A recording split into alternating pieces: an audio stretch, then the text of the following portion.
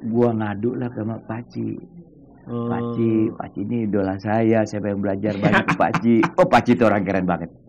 Walaupun saya orang kecil ya, maksudnya ya gue penyanyi tapi lo developer kan. Iya benar, udah beda lah ya. Iya, lain kelas sama dia.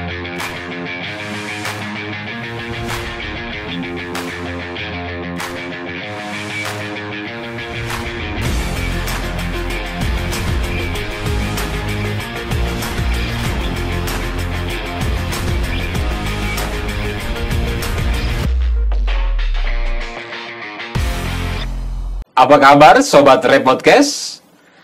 Salam Real Estate Indonesia. Di sebelah saya ada rockstar Ahmad Zulfikar Fauzi. Lagunya apa ya? Siapakah dia? Oh, pak preman. Nah. Iya, yo, pak ke papa metropolitan. Ada kata-kata metropolitannya tuh, berarti ada kata-kata di situ propertinya juga. Wah, iya. Tetap dandanan ya, sepatu tinggi. Sehat-sehat Bang, bersama keren banget. Nggak banyak, Bang. Artis di angkatan Abang, penyanyi, rockstar pada era 80-an lah, tahu lah gitu. Iya. Sebut saja ada almarhum Gito Rolis. Ari Iya. Mukti nih angkatannya kan. Sebenarnya kalau Gito Rolis 14 tahun di atas gue tuh. Oh, gitu. Dia satu angkatan sama Om Irama sama Ahmad Albar. Kalau masih ada almarhum. Kalau Hari Mukti ya, dia Hari Mukti 2-3 tahun di atas gue. Abang-abangan tuh kalau ada sekarang ya. Faris RM 1 tahun di atas gue. Iwan Fals 1-2 tahun di bawah gua. Oh iya. Nah, kira-kira itulah. Nggak banyak nih yang kayak abang nih. Bisnis juga, mempersiapkan atau gimana bang? Nggak sengaja atau gimana nih? Jadi begini, jadi gua tuh sebenarnya nggak mau pakai logo ya. Biar akrab. Siap, jadi gini, biar ngomongnya apa adanya. Jadi pada saat waktu 80-an gue sangat produktif ya. Gue jadwal gue tuh dipenuhi dengan jadwal show sama jadwal syuting. Akhirnya gue itu punya penghasilan yang pada saat muda itu yang lumayan banyak. Bersyukurlah gue ya. Dan gue mulai berpikir, karena kan sebelumnya juga gue potong dulu lah ya. Bukan jadi penyanyi aja, main film juga nih. Film juga, iklan juga banyak, ya kan. Iya. Waktu itu belum masuk sinetron gitu lah. Iya. Dan sebelumnya itu gue cerita juga kenapa gue punya pola pikir seperti ini, karena dari orang tua gue tuh mewajibkan anaknya itu harus sekolah. Oh yes. Jadi sekolah itu harga mati. Gue bargaining lah sama bokap sama nyokap gue gimana caranya, karena bapak gue juga seniman, dia tahu bahwasannya anaknya ini seperti dia pengen jadi seniman lah gitu. Tapi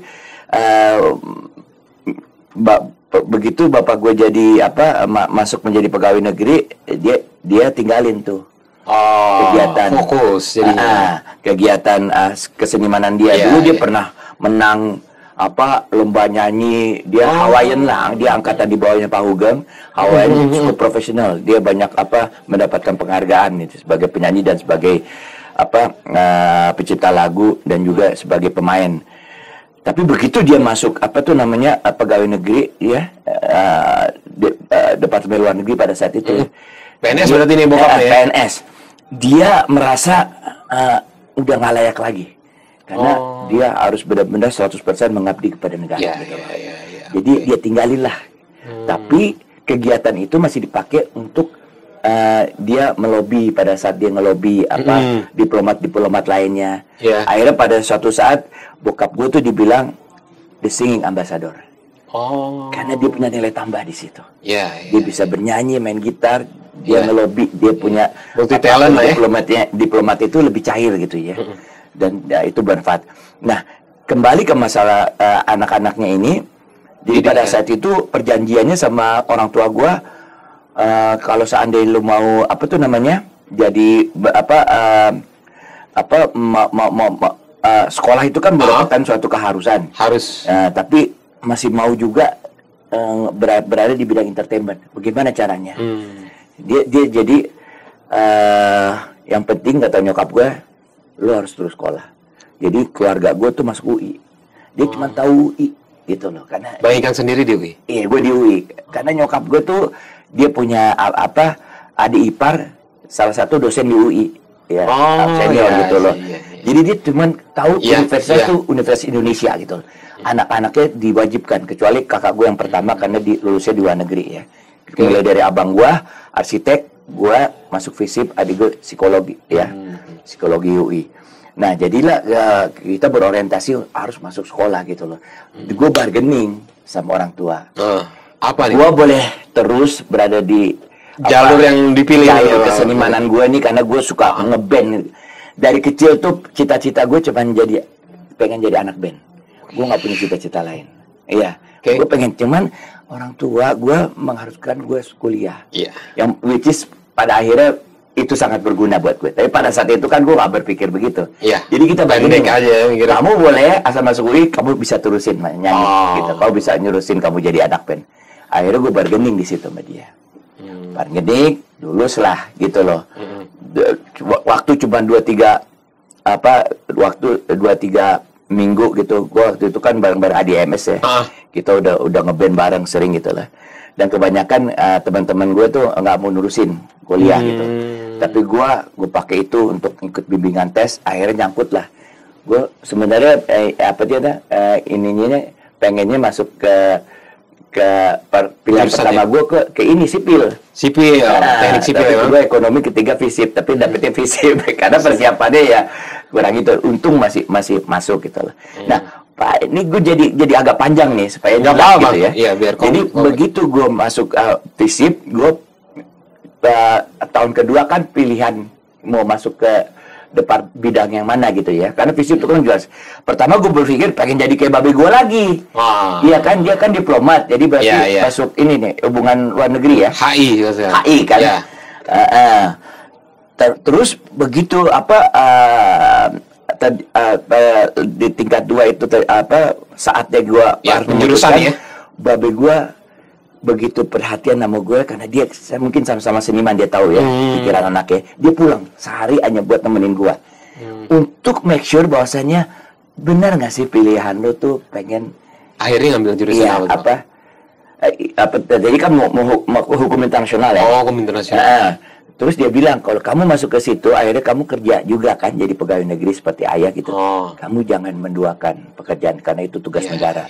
Jadi kamu praktis nggak bisa komersil lah gitu loh di bidang itu. Gue berpikir gimana waktu itu gue udah punya penghasilan. Dia tanya, penghasilan kamu sekali nyanyi berapa, kata gitu. Gue bilang sekian. Wah itu gaji sebulan pegawai negeri itu yang baru. Jadi pada saat itu gue pikir, babi gue udah mulai terbuka. Ya sudahlah kalau kamu kuat sidik, kamu jangan jadi karyawan gitu. Nah, jadi pada saat itu, zaman itu jarang sekali seorang ayah yang berbeda bijaksana yang mempunyai visionnya seperti itu. Kan biasanya zaman gue tuh anak jadi pegawai negeri lah gitu pokoknya yang pasti-pastinya digaji sama orang. Babi gue justru melarang anaknya. Kalau kamu masih mau di bidang sedih katanya, jangan, mendingan kamu sini aja, kamu dapat dan kamu tidak merugikan siapa-siapa. Tekunin apa yang bisa lakukan. Ayah ngelihat kamu punya talent di bisnis katanya. Karena kan kita kalau di bidang seni kita bisa bargaining. Ada tawaran film, tawaran nyanyi, bargaining kita. Berapa loh? Ini kerjaannya apa? Itu kan bisnis. Dan itu udah berbisnis tuh ya. Wah, jadi bokap gue menganggap gue punya talent di situ. Udah gitu ya departemen ini disesuaiin. Di situ ada yang namanya bisnis administrasi. Administrasi niaga. Masuklah, itu bicara manajemen di situ. Gue masuk ke situ. Udah gitu S2 gue ambil UGM Strategic Management. Jadi benar-benar gue udah berpikir bisnis gitu. Dan dalam perjalanan itu gue berpikir bahwasanya apa yang gue lakukan ini bisnis. Ya gue terus terang aja ya, maksudnya kalau emang gue seniman, tapi gue kalau ditawar murah gue juga nggak mau. Karena ini buat hidup gue juga. Jadi pola pikir gue tuh, kesenimanan gue tuh dasarnya adalah bisnis. Gue nggak mau bohong lah gitu ya. Akan ada orang, saya ini seniman tulen, saya nggak perlu ini penghasilan saya nggak dari situ atau bagaimana lah. Akhirnya itu yang kalau gue punya standar, gue punya program. Gue harus melakukan apa, dapat apa, udah gitu kenaikannya seperti apa, professionality gue seperti apa, peningkatan daripada kemampuan gue seperti apa. Gue punya itu gitu. Kenapa? Gue dapat dari sekolah itu semuanya. Nah itu.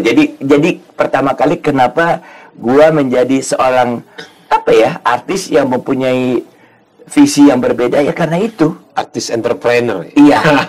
Itu jarang tuh ya. Jadi kalau sekarang entrepreneur ya. Dan gua yakin bahwa seorang artis atau entrepreneur itu mempunyai nilai tambah yang luar biasa. Jadi kalau tanya bisnis sama entertainment itu jauh, jangan salah. Lu tahu pernah dengar gak Sulwan? There's no business like show business. There's no business like show business. Berarti on the top daripada segala bisnis adalah show business. Show business itu adalah semuanya. Ada unsur apa aja. Apapun dibikin ada sisi entertainnya jadi lebih cair. Lu bisa melakukan itu kalau lu bisa kaji. Iya kan? Unsur-unsur apa yang ada di situ. Maksudnya expertise apa yang dibutuhkan di situ. Apa yang perlu ditingkatin. Apalagi kan di properti, Bang. Padat modal, padat karya nih. Bahasanya nih itu. Modal, tanah, kan beli tanah. Bangunnya, beli tanah. Kelebihan sebagai musisi. Kita, tadi ada Adam juga nanya sama gua. Ada temen nanya nih? Iya, ada teman. Si Adam namanya ya. Kenapa lu kalau bisnis nggak pernah sendirian? Nah, ini menarik. Menarik. Karena begini, gua ngelihat, durasi gue dalam berbisnis itu dalam hidup itu punya keterbatasan. Pilihan gue mengurus 1 atau 2 bisnis sendiri, ataukah gue bisa ngurusin ratusan bisnis bersama-sama orang lain. Di properti ada istilah jangan taruh keranjang di dalam satu telur dalam satu keranjang. Dan dalam kehidupan gue sehari-hari, gue tuh orang yang memang selalu berada di grup. Dan gue selalu pengen jadi orang yang ngelit di dalam grup itu dan jadi inspirasi buat mereka semua. Kayak kita ngeband lah. Lu ngeband, ngejam, terus kita nyanyi lagu apa nih? Jazz, blues, apa-apa. Patternnya dulu kita main. Selebihnya ngeklik langsung kan? Kenapa? Kita langsung. Kita gampang untuk menyesuaikan diri kepada orang lain dan memberikan nilai tambah. Sekaligus kita melit biramanya, kita melit emosinya dan sebagainya. Nah itu pengalaman-pengalaman itu, soft skill itu yang gue masukin ke bisnis gue gitu. Makanya Bang, gue berapa kali lah berinteraksi dengan Abang lah di berbagai acara lah, event kayak di terus di komunitas wartawan, terus di mana lagi, selalu ngelit sih. Istilahnya no ikang no party. Saya ingat ada acara award, yaitu 2018-17 ya. Pecah banget karena terakhir Abang nyanyi sama Pak Bas di KUPR. Lagu Bento. Acara award yang kaku jadi cair sama Abang ya. Itu added value yang sebenarnya itu langsung udah bisa menjawab kenapa gue lebih suka gue bersama-sama gitu loh. Karena bersama-sama itu pada prinsip itu bisnis apa sih? Profit kan. Profit. Maksudnya kita bicara nilai tambah, bicara apa tuh namanya. Tapi on the top of that ada satu hal yang perlu kita pikirkan adalah resiko. Lu mau ngambil itu sendiri resiko, kan? Iya. Atau berbagi opportunity, berbagi resiko. Gue lebih suka berbagi resiko dan berbagi opportunity. Dan gue bisa mengambil banyak hal. Kalau lu perhatiin bisnis gue juga banyak yang gue bisa masukin selain di real estate, properti, tadi macam-macam sekarang ya. Waktu itu saya pernah ketemu Abang ya lagi solar panel tuh. Ya, jadi ya gue masuk ke situ bukan kayak kutu loncat, tapi dengan pendalaman tertentu yang sifatnya prinsipnya itu. Gue punya sesuatu hal yang gue bisa meredefinisikan bisnis itu dan membangkitkan bisnis itu menjadi berbeda dengan yang lain. Dan syukur-syukur ya gue punya kepercayaan gue bisa membesarkan itulah gitu. Iya. Bang, aku coba ini di properti dari mana? Kan gue sekolah dan gue punya pengalaman. Beda-beda nggak ini dari properti terus yang produk teknologi tadi? Karena pada dasarnya sama, itu bicara green eco living, ya kan? Itu bicara salah satunya ada properti di situ, tapi dalam skop yang lebih luas. Apalagi contohnya salah satunya water treatment, gue masuk ke situ. Ini ke depan udah nggak bisa kita tunda-tunda lagi, bro. Setuju. Iya kan? Kita ini udah ketinggalan banget ya dengan EBT dan sebagainya. Kita komitmennya nggak jelas ini benar-benar ya. Dari luar negeri udah beberapa sering mengancam kondisi Indonesia dan sekarang udah terbukti nih, sekarang polusi yang terjadi lagi. Iya kan? Semestinya kan kita udah bisa antisipasi seperti hal itu. Salah satu yang kita tidak pernah kita bicarakan adalah masalah air. Ya, setuju. Save our children for tomorrow. Sumber dayanya kan makin selama ini kita bukan hilang tapi kualitasnya. Mayoritas anak bangsa ini minum air yang racun, air yang tidak sehat, dan itu dibiarkan. Makanya aku mulai berpikir mulai sekarang nih, mungkin ke depan suatu saat kalau kita bikin satu kawasan perumahan, itu yang paling utama udah menjadi bisa studi kelayakan yang paling utama ya. Iya, karena air yang ada sekarang udah nggak layak lagi untuk dikonsumsi, apalagi air tanah. Efeknya kan ke ini juga kan, nanti kan ke struktur tanah itu sendiri dan sebagainya, dan efek ke yang lain-lain juga. Nah, Bang Ikan di situ dari sisi produk, di teknologinya atau apa nih?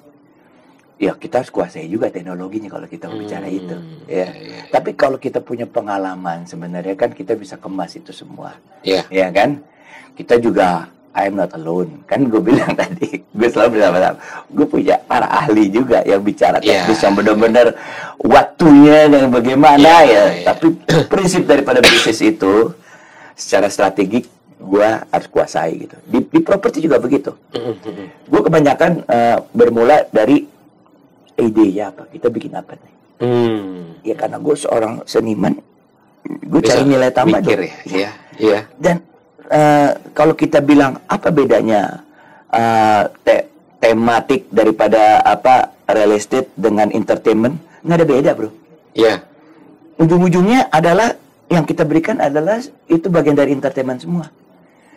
Contoh, ya makanya kalau gue bilang ini gue punya studi ini skripsi yang SD tesis itu gue mengenai propertytainment. Propertytainment. Gue dapat A di situ. Yang uji juga bingung kali. Gue di UGM, gue ambil itu. Bisa sampai 2 tahun, gue udah selesai. Kan gue udah bekerja sebagai berbisnis sebagai pelaku, sebagai seorang di bisnis properti gitu, real estate. Tinggal gue masukin kepada prinsip-prinsip entertainment. Ternyata nggak ada bedanya. Produk produk mempunyai keciri-cirian sendiri pasti ya. Tapi strateginya bisa sama. Karena orang beli properti itu apa sih? Dia ngerasa nyaman, percaya sama kita. Selain kebutuhan loh. Iya kan? Trust ini. Iya. Konsepnya bisa diterima, dia trust, dia ngerasa nyaman, dia mau beli. Dan janji kita sesuai dengan apa yang kita omongin. Itu kan prinsip. Lu kalau bikin dasar banget tuh, hal yang dasar ya. Kalau bikin satu kawasan perumahan, lu kan nggak bangun semua dulu, baru lu jual. Lu jual ide dulu. Itu entertainment, bro. Iya kan?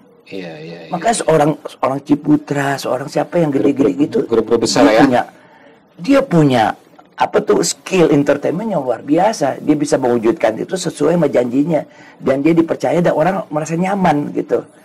Merasa percaya dan orang beli. Itu entertainment. Definisi entertainment itu dia. Coba lo ada di definisi itu, pelajari deh definisi. Nanti kalau gue ngomong gini sangka bikin nih. Karena gue udah buktiin itu definisi entertainment itu sama. Punya persamaan yang sangat besar sekali terhadap prinsip-prinsip bisnis gitu lah. Kita yang mau punya ide, kita yang membangun networking, financing, financial, terus bicara perencanaan, ya kan, arsitektur, sipil dan sebagainya, udah gitu marketing, ya kan, untuk kaitan sama konsumen, psikologis konsumen dan sebagainya, dan tanggung jawab. Komunikasinya lah, publikasi lah ya juga kan. Itu prinsip entertainment semua buat gua. Pada saat kita di panggung, unsur-unsur itulah yang kita. yang kita meyakinkan orang supaya orang senang mau nonton dan dia pulang dengan rasa bahagia dan mendapatkan sesuatu gitu. Jadi kadang-kadang orang suka menganggap entertainment itu hanya berhenti hiburan doang. Berhenti di situ aja ya. Sebenarnya itu cuma menghibur gitu. Jauh lebih luas. Sekarang apa-apa yang pakai entertainment jadi tren. Sebenarnya itu dari dulu gue udah berpikir begitu. Edutainment. Iya, dari dulu gue udah jadi itu gue kelas S2 gue kan 2000 berapa? 2008. Itu udah bicara seperti itu gitu. Propertytainment. Gue ambil studinya kasusnya di proyek-proyek Ciputra. Ternyata Ciputra itu besarnya dari entertainment. Kalau dikaitkan dengan proyek gimana? Ya itu, proyeknya harus begini. Yang di Ancol ya. Ancol tuh dibangun dengan proyek-proyek entertainment semuanya, propertytainment di situ. Ciputra tuh ya. Cuman dulu belum disebut seperti itu, wahana. Wahana. Tapi gua bilang itu propertytainment karena lebih luas daripada prinsip wahana itu. Karena di situ ada unsur-unsur kehidupan, fasilitas yang menunjang area komersil, lifestyle ya. Iya, lifestyle dan sebagainya. More bigger than wahana gitu dah. Nah, kan juga nggak semua developer nih besar, Nah, developer juga ada yang kelas menengah, atau masarin harga sesuai segmen pasar menengah bawah. Bisa nggak seperti itu? Kenapa enggak? Kan harga tanah mahal juga. Kenapa lo nggak pengen jadi orang yang berbeda? Orang jual di toko sebelah jual telur, lo juga jual telur, tapi telur lo cerita ini telur dia kita bawanya dari apa, bikinnya bagaimana dulu, ada storynya sehingga orang pikir ini punya nilai tambah nih telurnya si Aan ini. Iya, jadi aku menjual. Saya juga kan pengembang rumah MBR, FLPP ya. FLPP. Tapi gue pakai granit bro. Gue desainnya terakhir Korean style. Orang bilang gila, nih untungnya dari mana? Ya bisa lah kalau kita kreatif. Kita tinggal bicara sama supplier, kita bicara volume, kita bicara dengan orang yang terintegrasi dengan kita. Gimana caranya kita cost kita tuh serendah tetap mungkin, bisa ditekan juga ya. Kualitas sebaik mungkin gitu loh. Akhirnya apa? Cepet laku gua. Dan itu udah dilakukan, Bang? Udah. Jadi kalau di Serang tuh ya udah dikenal ya, standarisasi dari perumahan MBR yang gue bikin tuh standarisasinya menengah lah gitu loh. Itu nama apa perumahan apa Bang? Dan gue bikin sebelah-sebelahan dengan rumah komersil. Bumi Utara Serang. Jadi yang komersil namanya Signature, yang ini Symphony. Dua-duanya proyek Bang Ikang dua-duanya. Jangan mana-mana yang MBR lu namain pakai villa apalah gitu yang kelihatannya. Ya. Kelihatannya kualitasnya ya itu rumah MBR gitu. Enggak. Gue keluar daripada itu. Di sini tetap ada gerbangnya juga. Di sini Symphony gue namain MBR. Yang MBR Symphony. Seneng dong dia. Dia diwongke kok. Wah, gue cuman emang beda harga. Iya kan, tapi ya fasilitasnya juga agak terbatas, emang nggak mungkin kalau samain gitu, nggak mungkin. Tapi dengan gue berani bikin sebelah-sebelahan klasternya, itu udah malah menyalahi teori pasar bos-bos gue yang di atas para senior. Itu yang dia bilang nggak mungkin orang kaya disatuin ini kasarnya dengan orang yang kurang mampu. Gue bilang why not? Bisa ternyata ya. Itu mungkin dulu, tapi sekarang nggak begitu. Sekarang lu kalau jadi orang kaya, lu arogan, suatu saat rumah lu didatengin orang, diambil semua barang-barang lu. Anak bini lu di ini. Jadi orang kaya sekarang harus bergaul sama orang yang nggak kaya, gitu. Gue berpendapat seperti itu gitu. Orang kaya yang zaman karena mereka juga nanti butuh driver. Betul. Ya itu kan teknisnya seperti itu. Nanti tapi sebenarnya perlu jauh. Bicara apa ya? Kalau dalam misal muamalahnya. Muamalah itu harus dilakukan seperti itu. Kalau enggak, makanya gue lakukan seperti itu dan ternyata bisa. Abis gue loh. Yang ini yang signature ini nggak pengaruh juga, dia tetap aja dengan segmen pasarnya dia. Itu keberanian dan keyakinan kita dalam apa? IDs. Itu kan ya buat gue tuh kerjaan seorang seniman. Ada kebahagiaan tersendiri kali Bang ya. Membangun rumah ya tetap jelas. untuk kelas segmen bawah MBR kita gua satu-satunya mungkin developer yang benar ditinggal di proyeknya sendiri. Iya, biasanya yang lainnya ya. Iya, tiba-tiba diketap lo kata. Pokoknya semua teori gua dilawan ya. Bukan dilawan ya, karena gue pikir itu hanya anggapan aja. Ya. Karena iya, abang tinggal di proyek yang proyek pertama abang ya. Iya. Abang Kang, ya. Memang ya banyak orang konsumen keluhan macam-macam pertanyaan, tapi itu hal yang sangat biasa buat gue pikir. Selama kita niat baik dan kita profesional, kita tanggung jawab, why not gitu loh. Yang sulit ya pastilah. Hidup ini ya bisa nggak mau sulit. Lo mau jadi orang yang punya nilai tambah, penghasilan lebih harus sulit lah gitu. Iya. Tekanannya beda ya. Gitu. Nah, dan gue kan sifat orang yang dari dulu memang inklusif. Gue nggak suka jadi orang eksklusif. Buat gue nggak punya nilai tambah apa-apa. Kita jadi orang apa sih dibilang hebat mau orang dibilang wah nggak. Yang gue lebih happy kalau bermanfaat ya. Jadilah satu contoh lah. Dulu waktu gue bikin lagu preman, ngapain sih lo bikin lagu preman? Iya. Nggak ada manfaatnya katanya. Nggak populer itu. Orang takut. Tapi sampai sekarang masih dinyanyiin ya. Ngambil dari sisi yang berbeda. Nah itu apa tuh Bang Tito? Lo pernah melakukan apa buat saudara lo itu sehingga mereka nggak punya pilihan? Mereka punya anak juga. Cari mereka makan. punya anak juga. Mereka juga pengen bahagia. Mereka juga pengen kesempatan yang lebih baik. Tapi yang tidak memberi kesempatan kita. Iya. Dengan kesombongan kita, ketakutan kita membedakan manusia-manusia itu. Jadi dia sampai bilang, ya gue terpaksa melakukan ini. Yang penting anak bini gue bisa hidup. Dan yang paling dalam lagi sama gue rasakan yang persahabatan yang gue nggak dapetin dari orang lain adalah begitu dibilang, bang kita ini udah teman dekat. Kalau abang punya masalah kita mati duluan. Gue tuh nggak pernah dengar kata-kata itu. Kesetikawanan, saya ulangin sini ya. Pertemanan di era sekarang ini kesetikawanan rendah sekali. Gue sprint senegar, para politikus saling bunuh, saling musuh dari belakang, ya kan? Tanda kutip ya, kita sebutin aja, kita lah yang orang yang S2, S1, S3, S4 dan S saling nggak ada itu kesetiakawanan di antara mereka. Iya kan? Jadi kesetiakawanan itu bukan dibina dengan apa tuh namanya program pendidikan. Iya kan? Tapi naluri apa tuh namanya? Interaksi. Iya. Perasaan apa tuh namanya? Ada chemistry-nya lah. Iya. Nyambung lah. Nah, Bang, menariknya abang tuh di sosmed juga aktif. Aku lihat, gue ngeliat selalu memberikan aura positif. Abang tiba-tiba lagi di Timur Tengah, wah cerita bla bla bla. Menarik, kalau buat gue menarik. Masih mau menyempatkan waktunya memberikan informasi. Ini dulu begini, ini begini. Terus belakangan juga sampai banyak follower yang udah mulai ternyata tahu lagu abang juga. Gimana?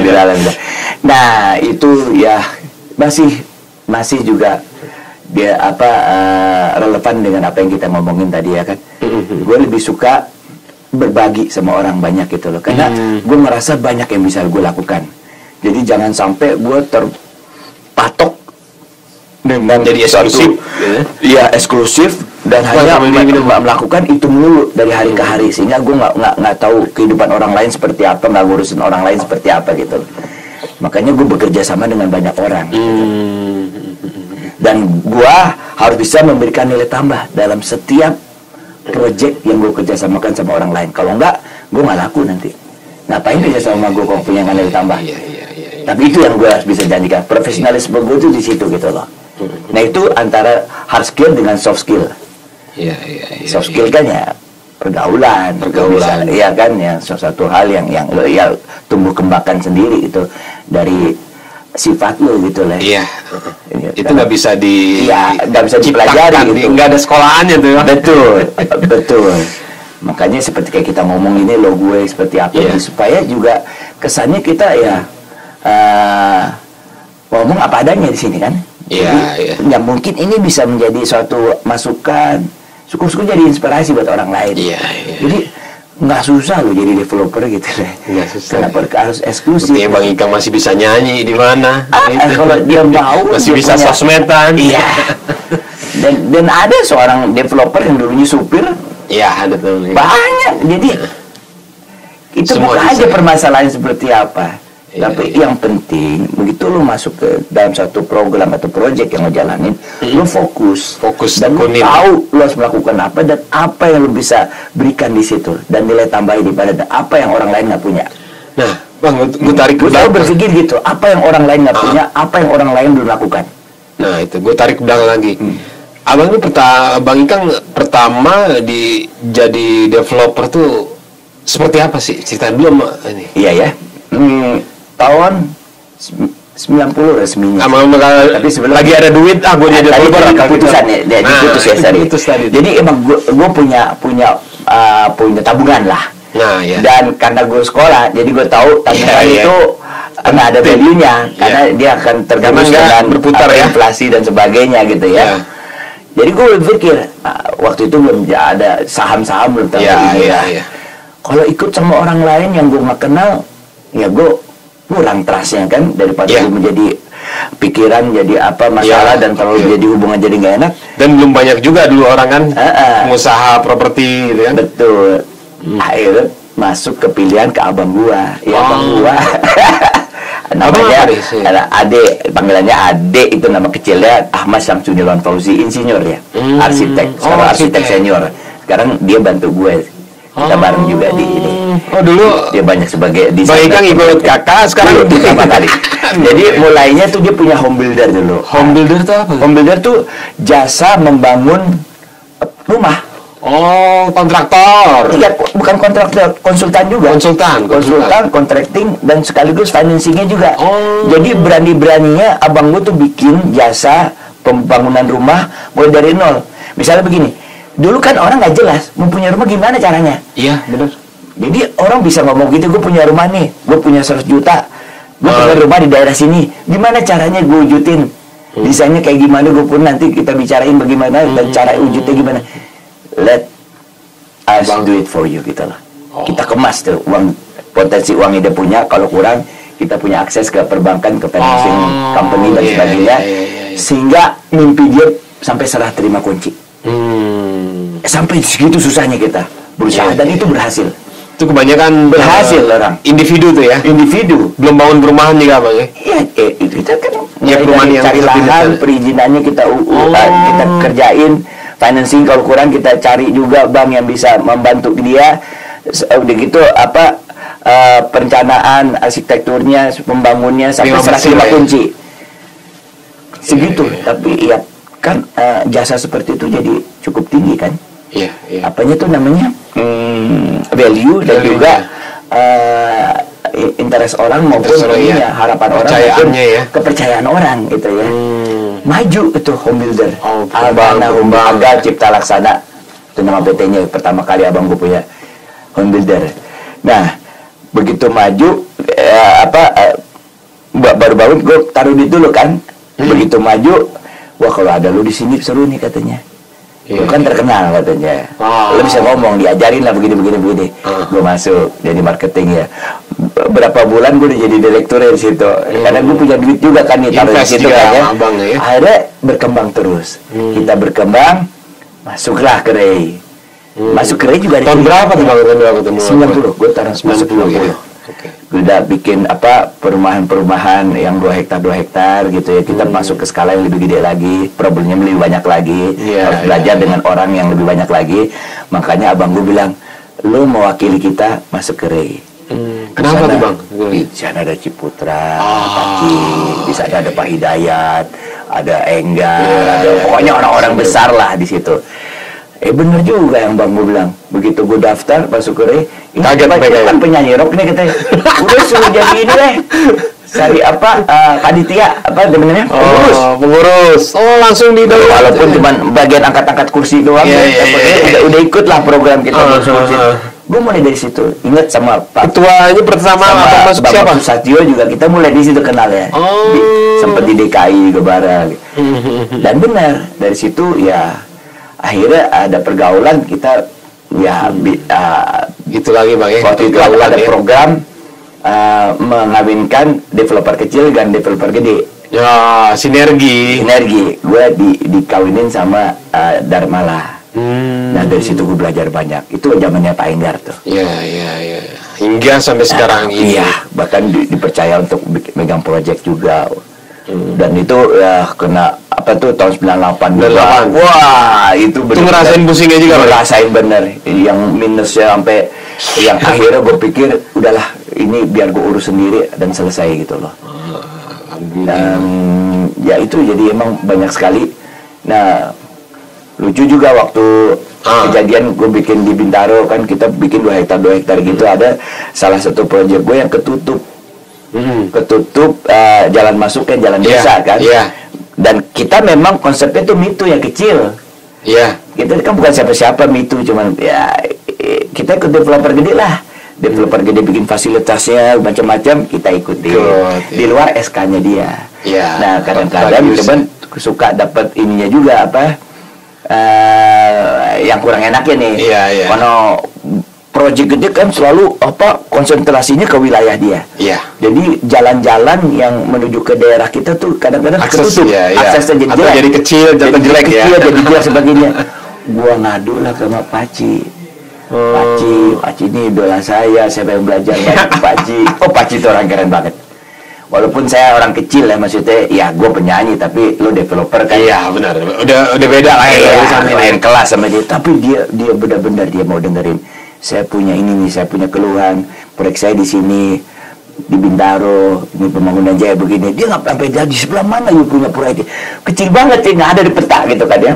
Akhirnya dipanggil orangnya, beberapa hari kebuka. Maksudnya dia sebegitu besar, seorang Taipan masih bisa ngurusin hal-hal yang kayak begitu gitu. Dan tapi dia bilang satu hal yang bilang gitu, saya bisa bantu untuk gitu dan itu terlaksana, tapi you jangan head to head Maya gitu. Bener juga itu. Iya benar. Maksudnya malah itu kan ngingetin Bang Ikan, kalau itu lo malah kalah lah itu. Dia ngajarin gue bener-bener luar biasa. Aku dapat waktu yang sebentar tapi buat gue. Dan masih kerekam sekarang ya? Masih kerekam. Dan mungkin nggak ada yang tahu karena itu hanya berdua sama gue diterima di tempat ininya dia ya, dikasih waktu lah gitu dengan segala. Wah, gue apa? Ciputra saya kan. Ciputra gitu kan. Tapi ya gue berani juga mengeluhkan permasalahan gue. Dan benar waktu itu kan di Bintaro Jaya yang lagi top-topnya tuh Pelikan. Yang couplingnya luas 300-an ke bawah lah. Jadi gue jual 500. Malah dapat insight baru ya. 500. Ya, karena Ikang ya. Persegi. Pertemuan Apache dapat insight baru. Oh, gue harus begini. Lo tahu betapa sulitnya jual coupling 500 meter persegi. Sulit banget kan? Tapi caranya gimana? Ya gue artis, gue punya network dong. Gue ngomong sama teman-teman gue direktur bank semuanya. Ini Bintaro jual segini nih. Ini cuma separuh aja kan? Iya kan? Di sekitar situ-situ juga fasilitasnya kita bisa pakai. Sekarang aku buka aja permasalahannya. Saya nggak. Ya ini buat pengalaman lah mungkin. Tapi inilah yang namanya bisnis. Kita harus cari jalan keluar. Kita. Iya. Akhirnya ya orang kalau berpikir investasi benar. Iya kan, fasilitasnya udah ada semua, ya Jaya semua yang bikin. Tapi perumahannya 500, gua pegang kata-kata itu. Susah jual 500 kafling. Tapi buat mereka kan buat investasi doang.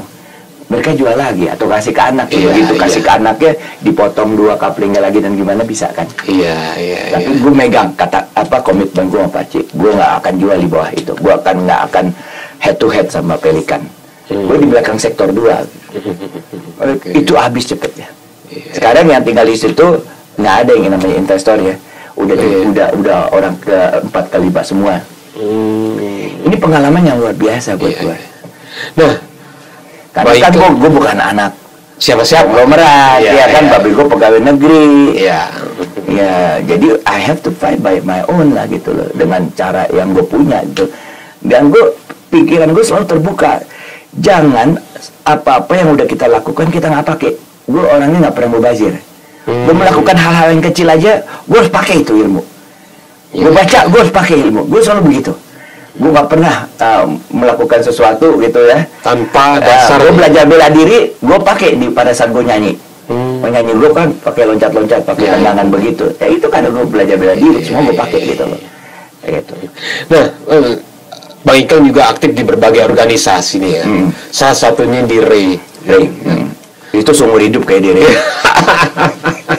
Ya dan gue demen dengan lingkungannya soalnya. Oh, demen lingkungannya. Apa sih manfaatnya berorganisasi nih Bang? Kadang gini, banyak orang menghindari. Berawal dari gue merasa gue jadi developer itu gue bermanfaat buat orang banyak.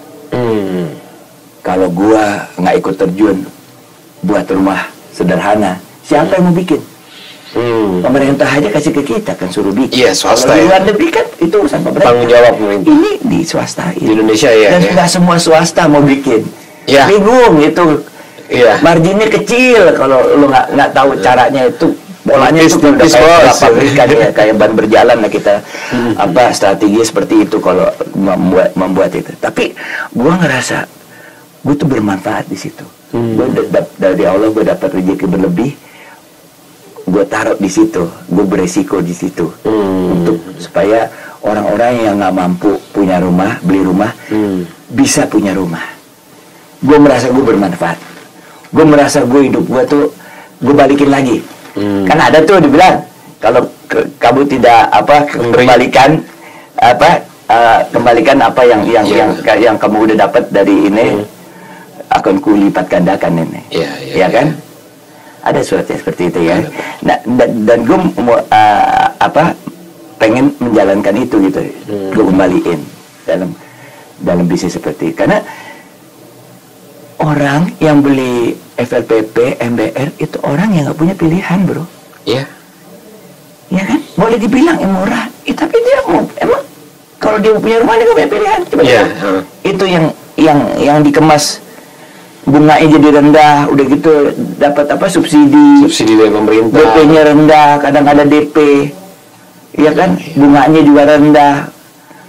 Banyak hal-hal yang kita kemas untuk supaya delivery-nya itu lebih mudah lah gitu. Affordable housing, terjangkauannya. Affordable, tapi layak dong. Layak. Kita bikin selayak-layaknya gitu loh ya kan. Kualitasnya juga sebaik-baiknya. Di situ jadi orang oke lah kalau lu mungkin anak orang kaya atau keluarga lu udah ada di sini, dia punya tanah dikasih ke lu, tapi nggak semua, banyaknya urban kan. Yang datang ke Jakarta Jabodetabek ini urban, orang mengadu nasib, ya kan? Mulai dari bawah, mulai gaji yang paling rendah, kerja sama orang, apa pilihan dia? Ada nggak selain LVPP? Ada nggak? Untuk hunian ya? Ada nggak? Nggak ada. Di situ kita jawab. Dan ini nggak semua developer mau melakukan ini. Gue paham, ribet. Pilihan juga nih. Tapi nggak apa-apa. Bisnis itu kan pilihan juga. Gue merasa itu.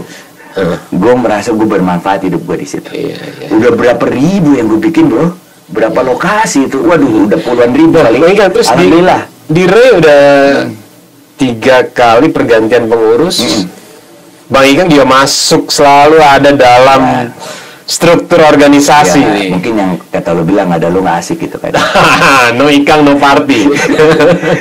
Ya sebenarnya sih enggak. Gue tuh suka berteman ya. Gue sama anak-anak muda sekarang juga nih. Sama anak-anaknya temen gue bergaul mereka.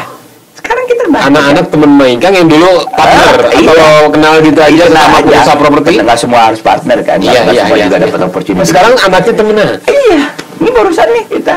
Oh tadi. Gue ngeliat, gue pelajari bener, wah asik ini pikirannya. Jadi gue orangnya tuh sangat terbuka ya.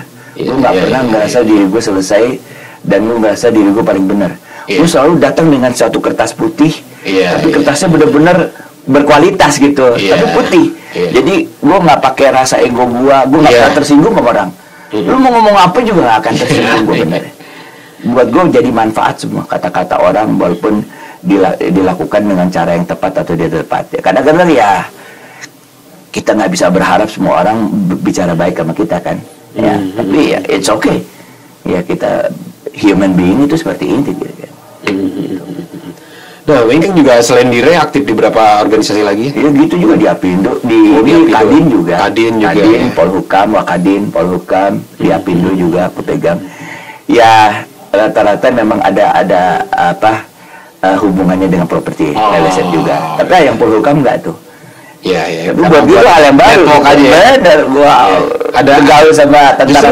Gue demen juga. Ada circle baru. Iya. Ada insight baru ya. Dulu gue pengen jadi apa? Selain sebelum jadi musisi ya, pengen jadi anak band. Sebelum itu gue pengen jadi apa? Waktu kecil banget. Kalau anak zaman dulu pasti tentara. Iya. Tentara, dokter. Gua botak terus gue pengen jadi. Dan gue menamakan diri gue siapa ya? Gatot. Jangan dulu tuh ya. Gila dulu Gatot gue. Botak. Gagal total ayo. Iya.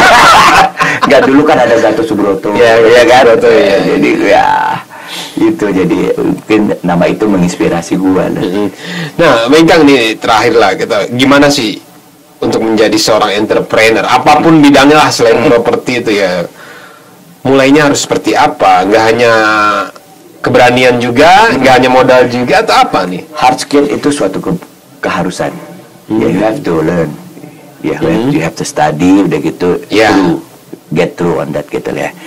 Terus melewati itu. Biar gini gue nggak bisa bohong. Ya beda ya. Hard skill itu nggak perlu, sekolahin itu penting.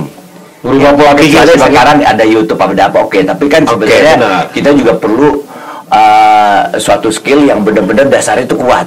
Nggak setuju. Lo bisa belajar satu hari lo jadi expert, itu kan nggak mungkin. Lo bisa tapi mungkin lo bukan expert. Yang ada tuh program, makanya di sekolahan tuh butuhnya untuk itu, melahirkan orang-orang yang benar-benar dasarnya kuat dan dia bisa menjadi decision maker yang kuat. Tapi yang gue kembangin di entertainment adalah soft skill gue. Soft skill gue tuh benar-benar gue kembangin bebas ya, dan mengikuti zaman dan bergaul dengan siapa saja. Dan itu terlihat di sosmed abang sih, Bang. Semua orang jadi inspirasi buat gue. Iya. Cakep. Bergaul sama orang kaya, orang miskin sama aja sama gue. Orang miskin tuh jadi inspirasi sama gue. Gue supir gue tuh tiap hari gue ngomong sama dia. Nanya dihidupin kayak dia. Tapi jadi inspirasi sama gue. Tanpa sadar jadi role model kadangnya. Iya. Jadi apa ya? Gue jadi manusia yang menurut gue happy lah gue. Happy. Gue nggak perlu mikir orang nanti bilang apa ya. Gak penting itu. Yang penting karya gue lah. Ya kan, karya gue bicara kan. Iya, karya ada di musik, ada di film, ada di properti. Ya kan? Dan satu bagi gue, Bang, kalau udah melewati satu hal itu yang di properti gue bilang, gue nggak akan ninggalin FLPP. Walaupun besar bagaimana, gue akan tetap, karena itu ngerasa itu tanggung jawab gue. Ada kebahagiaan sendiri ya, Bang. Saudara gue siapa yang bisa?